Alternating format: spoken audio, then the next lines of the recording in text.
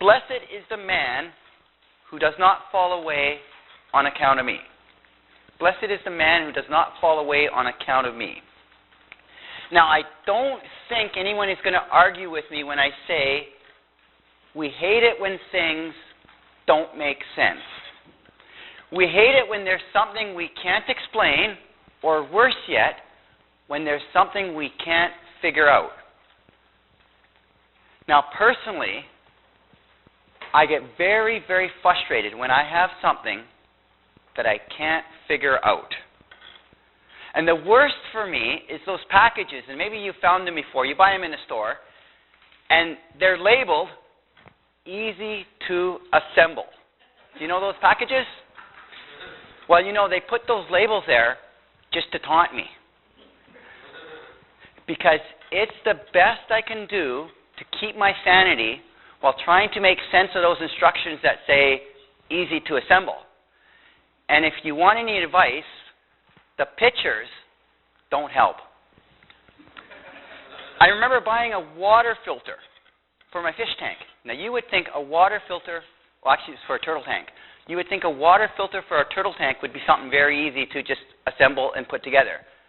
I live in town because I've learned from experience.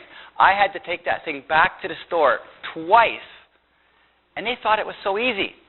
And you know, I finally did get it working, but I don't think it's working the way it's supposed to, but it works anyways. So what it is we hate it when things don't make sense. And sometimes that desire to want to have something make sense to us is so strong and so intense that it can actually keep us awake at nighttime. I don't know if you've ever been there before, but you'll lie awake at night wondering just what it was you said to your best friend that makes it that they want nothing to do with you. Or you lie in bed there for hours, mentally dissecting the car piece by piece, trying to figure out just why it won't start. You know what you're doing. You know it should start, but it doesn't. Isn't that frustrating? It just doesn't make sense. It should, but you can't explain it. And when things don't make sense, when we can't explain something, it just gnaws at us because we have to have answers. Part of our human nature is we have to be able to explain things. We want to know. And the idea here is that is what makes trusting in God so very, very, I use the word difficult at times. Because in life, things happen that don't always make sense. Things happen that make us question just what is God doing? You ever ask that question? Just what is God doing here? I wish He would tell me. You know what I'm talking about. You want desperately to trust in the Father. You want to believe in His grace. But deep down inside, you're held captive by a sense of gnawing questions. Just what is God doing? This does not make sense to me. If only God would explain things. If only God would shed a little light on the path. If only He would give me some sort of insight to help me through this. But He doesn't. And there is the challenge. You see, God does not always explain things. And the idea of anyone, especially God, leaving us in the dark does not sit well with us. Then you get the person who says, well, God does not do that. God always explains things to you if you have enough faith. Well, you know, I went away this last weekend and my challenge was to read through all the Psalms. And that person should read through the Psalms, all of them. And then you have the prophets. Because lots of times the psalmists, the prophets, they question God about things they saw. They question God about things that they struggled with, injustices, all these things that were around them. They were honest with God because they saw things that to them did not make sense. And then we have the story of Joseph, the biblical narrative of Joseph. Joseph's brothers throw him into an empty well. Then they sell him as a slave. Remember how he ends up in Egypt? The strong likelihood that he's never going to see his father again. And does God give him answers? Does God come along and tell him, it's okay? It's all for the glory of God. It's all for the saving of Israel. This is what's going to happen. Does God tell him any of that? No. We know the story in a few short chapters, but it's drawn out over a long course of time. And some of those times there's a lot of silence from God. It wasn't until years later God made sense of everything to Joseph. And then we have John the Baptist. Now here's the one who introduced Christ to the world. Now Herod had put John in prison.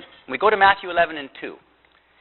And it says, when John, who was in prison, heard about the works of Christ, he sent his disciples to ask him, are you the one who was to come? Or should we expect someone else?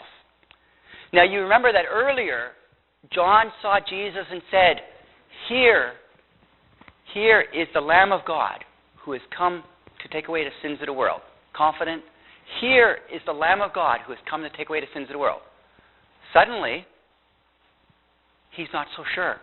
Suddenly, this confident man is not so confident. He seems to be wavering a bit, teetering, uncertain. Why? Why? Why this change? A few guesses for you. Maybe John had some idea about what the Messiah would do. Maybe he had this idea of what the Christ was going to do, and he heard these rumors that weren't lining up with this. Maybe he had a hard time reconciling a Messiah that he said was going to restore justice with a Messiah who dined with tax collectors, prostitutes, sinners. I don't know. But there was something here that didn't make sense in John's mind. Something he struggled with. Something that made him question the very Lord that he had once been so sure of. And let's be honest, if we're honest. Sometimes God does things. Sometimes he allows things to happen that can make us question the very thing we once so strongly believed. You see, that was the idea with John here. See, John hears what Christ is doing, and it makes him wonder. It makes him send those disciples to Jesus saying, are you the one I should be looking to? Or should I be looking elsewhere? And how does Jesus answer John? How does he answer him? Does he give some sort of insight into why he was doing the things the way he was? Does he show his plan? Does he explain himself or explain his actions in some way? No. He just says, go back.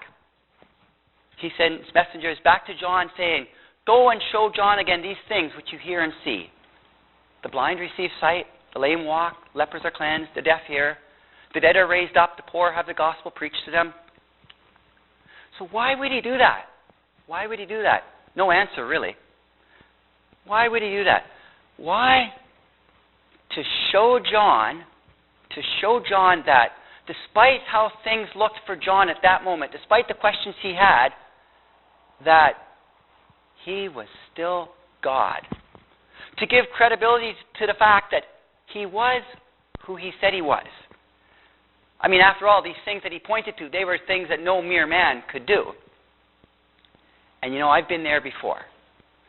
There have been a lot of times when I've been very, very puzzled, times when I've been frustrated because I couldn't figure out what God was doing, or not doing for that matter. And you know, in those times, the only thing that God has ever given me is just that gentle little reminder that he is God. He is God. And then Jesus goes on to say something very interesting. The messengers have left, and he says this, and this is my text. Blessed is the man who does not fall away on account of me.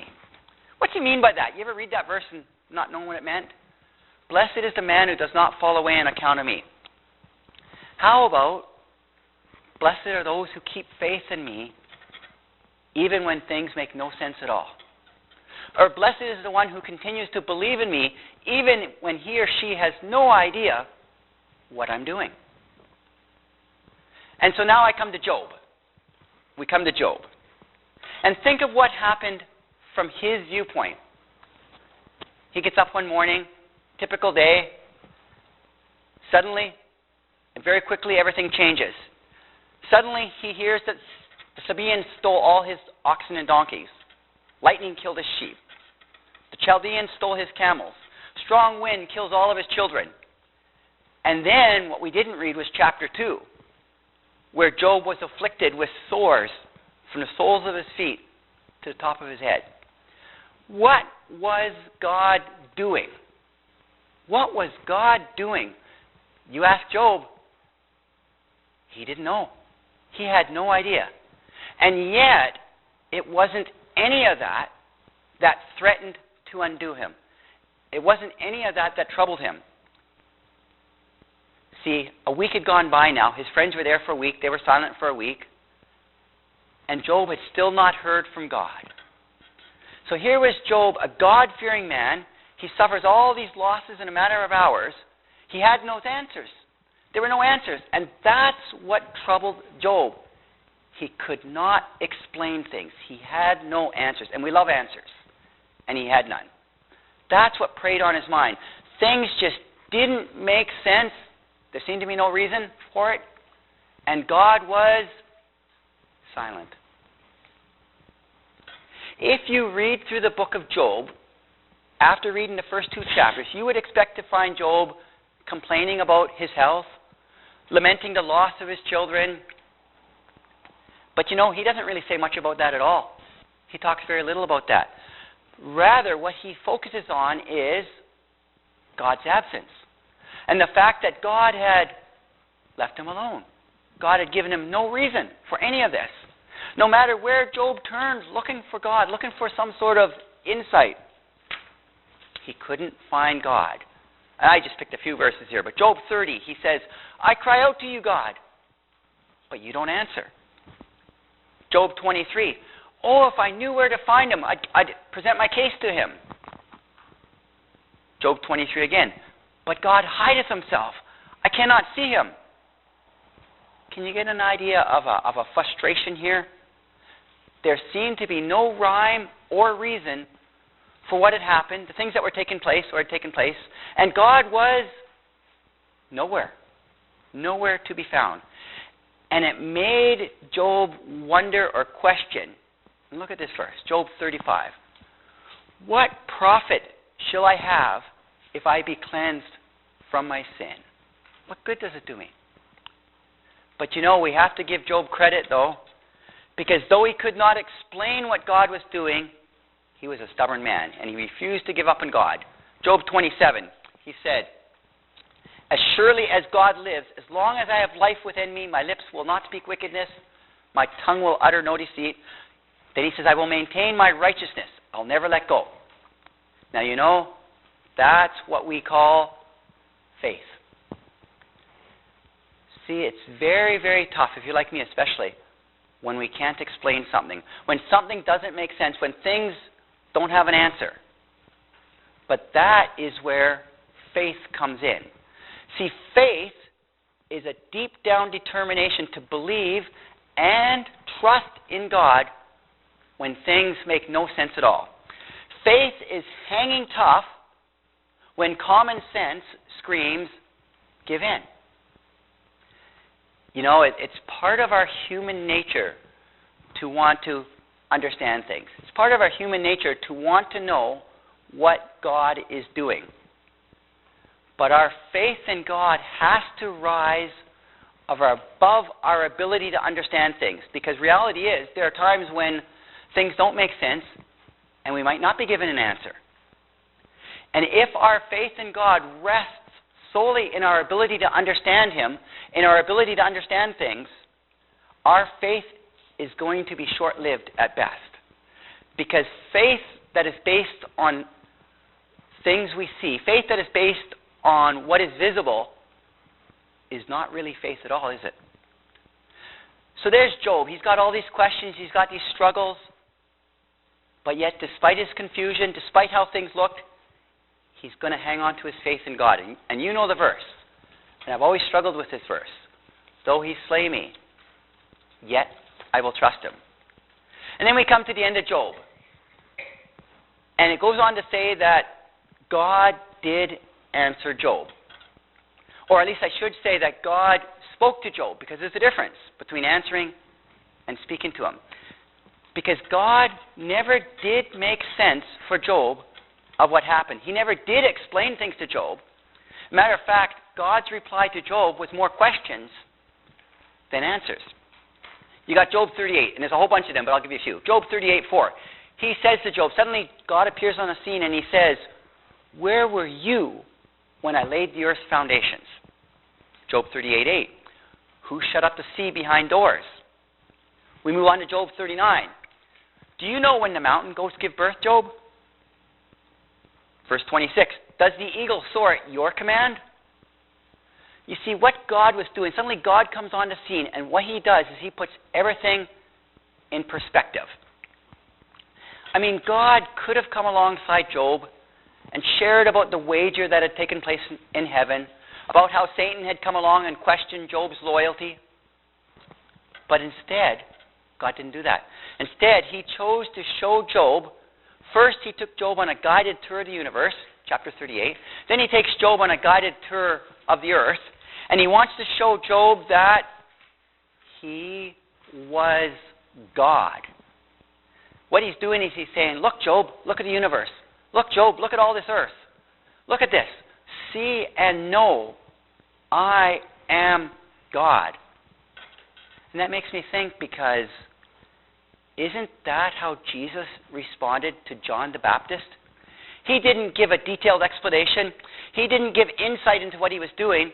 He just gave John a visual picture, but strong enough to suggest that John had been correct in his initial conviction. I am God. That was his message to Job. That's his message to John. And you know, that's his message to us. See, God doesn't always reveal his design, but he does reveal himself. And in those times when things don't make sense, it's that which we hang on to. The fact that he is God. He is Lord. And you know, when you have his word, that's the message you see throughout his whole word, starting with, well, even Joseph.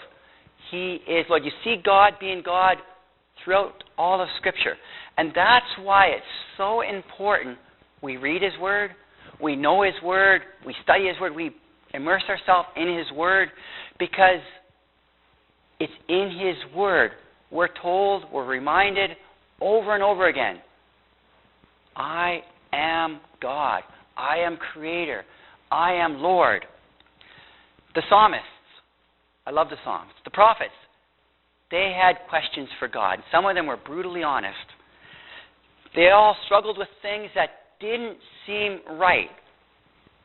But yet, when you read of their honesty with God, when you read of their struggles, you're also going to read, after they tell of their struggle, after they tell of their, I'll use the word complaint, you'll read that they acknowledge him to be God. And that's what holds them. They knew him to be God. And that is what they hung on to. You know, it's very, very nice when things make sense. It's very nice when we can explain everything and understand everything. But our faith in God has to rise above this. The necessary foundation for any relationship with God is the idea, is a recognition that he alone is God. And if we develop a relationship with God based on who he is, rather than what he's doing or what he can do for us, all his benefits, and then when confusion sets in, when there's puzzles, when there's questions, when there's things that don't make sense, we're still left with something we can hang on to. When everything else is taken away, there's still one thing left we can hang on to. The fact that he is God. He is Lord. And that's what we hang on to. And that will never change. Faith that is strong enough to pull us through those times we don't understand is faith that is dependent not on an explanation, not on an insight, but on the fact that he alone is Creator. He alone is sovereign. And it's that faith that God rewards. If he doesn't reward it in this world, most definitely in the world to come. And you know the verse. Without faith, it is impossible to please God. Because we have to believe that, first, that God exists, and that he's a rewarder of those that diligently seek him. And the whole idea is that in life, we can have faith in God all the time, even when things don't make sense, because he is God. He is God. The heavens declare the glory of God. He was God then, he is God now, and he will always be God. I am the same today, yesterday, today, forever, he says. I am the Alpha and Omega, the beginning and the end, the first and the last. Maybe you know the chorus. Well, you do. He is Lord, he is Lord. He's risen from the dead, and he is Lord. And there's a song I love to sing. I know it quite well. It's a new song to you, but I'm going to have the worship team come forward. It's a familiar tune, but it says, keep on believing. This is the chorus to it. Keep on believing Jesus is near. Keep on believing there's nothing to fear. Keep on believing this is the way. Faith in the night as well as the day. This is a beautiful song. It's to the tune of Blessed Assurance. When you feel weakest, dangers surround, subtle temptations, troubles abound, nothing seems hopeful, nothing seems glad, all is despairing, everything sad. When nothing makes sense, keep on believing Jesus is near. Keep on believing nothing to fear. Keep on believing this is the way. Faith in the night as well as the day.